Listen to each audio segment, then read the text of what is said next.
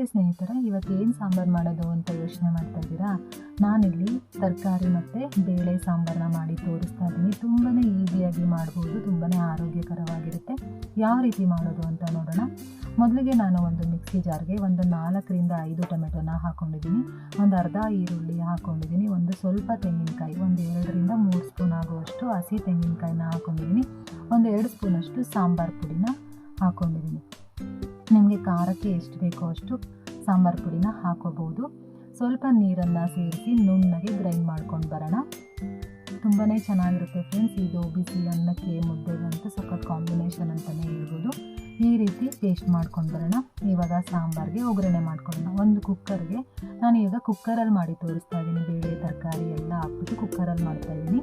ಕುಕ್ಕರ್ಗೆ ಸ್ವಲ್ಪ ಎಣ್ಣೆ ಹಾಕಿ, ಎಣ್ಣೆ ಬಿಸಿ ಆದಮೇಲೆ ಸಾಸಿವೆ ಚಟಪಟ ಆದಮೇಲೆ ಒಂದು ಸ್ವಲ್ಪ ಈರುಳ್ಳಿ, ಒಂದೇ ಸಳಷ್ಟು ಕರಿಬೇವನ್ನು ಹಾಕಿ ನಾವು ರುಬ್ಬಿರೋ ಅಂತಹ ಖಾರನ ಹಾಕಿ ಒಂದು 2 ನಿಮಿಷ ಚೆನ್ನಾಗಿ ಮಿಕ್ಸ್ ಮಾಡಿಕೊಂಡು ಬೇಯಿಸ್ಕೊಳ್ಳೋಣ.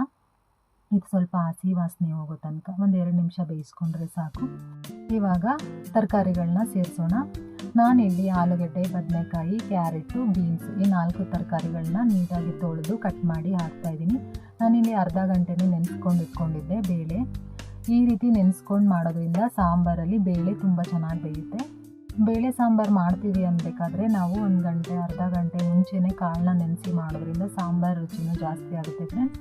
ಇವಾಗ ನೋಡಿ, ನಾನು ಖಾರ ಎಲ್ಲ ಸೇರಿಸಿ ತರಕಾರಿ ಎಲ್ಲ ಸೇರಿಸಿ ನೀಟಾಗಿ ಮಿಕ್ಸ್ ಮಾಡ್ಕೊಂಡಿದ್ದೀನಿ. ಇವಾಗ ಮಿಕ್ಸಿ ಜಾರ್ಗೂ ಕೂಡ ಸ್ವಲ್ಪ ನೀರನ್ನು ಸೇರಿಸಿ ಹಾಕ್ತಾಯಿದ್ದೀನಿ. ನಿಮಗೆ ಸಾಂಬಾರು ಯಾವ ಕನ್ಸಿಸ್ಟೆನ್ಸಿಗೆ ಬೇಕೋ ಆ ಕನ್ಸಿಸ್ಟೆನ್ಸಿಗೆ ನೀರನ್ನು ಹಾಕ್ಕೊಂಡು ಅಡ್ಜಸ್ಟ್ ಮಾಡ್ಕೊಳ್ಳಿ. ಇವಾಗ ರುಚಿಗೆ ತಕ್ಕಷ್ಟು ಉಪ್ಪನ್ನು ಹಾಕಿ ಚೆನ್ನಾಗಿ ಮಿಕ್ಸ್ ಮಾಡಿಬಿಟ್ಟು ಒಂದು ಸಲ ಟೇಸ್ಟ್ ನೋಡ್ಕೊಳ್ಳಿ. ಉಪ್ಪೇನಾದರೂ ಕಡಿಮೆ ಇದ್ದರೆ ಉಪ್ಪನ್ನು ಹಾಕೋಬೋದು.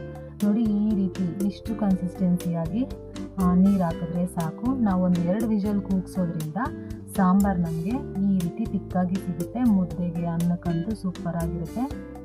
ಇದು ಮಧ್ಯಾಹ್ನ ಲಂಚ್ಗೆ, ರಾತ್ರಿ ಡಿನ್ನರ್ಗೆ ಪರ್ಫೆಕ್ಟ್ ಆಗಿರೋ ಸಾಂಬಾರು ಅಂತಲೇ ಹೇಳ್ಬೋದು. ಇದರಲ್ಲಿ ದಾಲ್ನ ಸೇರಿಸಿದ್ದೀನಿ, ತರಕಾರಿಗಳನ್ನ ಸೇರಿಸಿದ್ದೀನಿ. ಆದ್ದರಿಂದ ಇದು ತುಂಬ ಆರೋಗ್ಯಕರವಾಗಿರುತ್ತೆ ಸಾಂಬಾರು. ನಿಮಗೆ ಈ ರೆಸಿಪಿ ಇಷ್ಟ ಆಗಿದೆ ಅಂತ ತಿಳ್ಕೊತೀನಿ.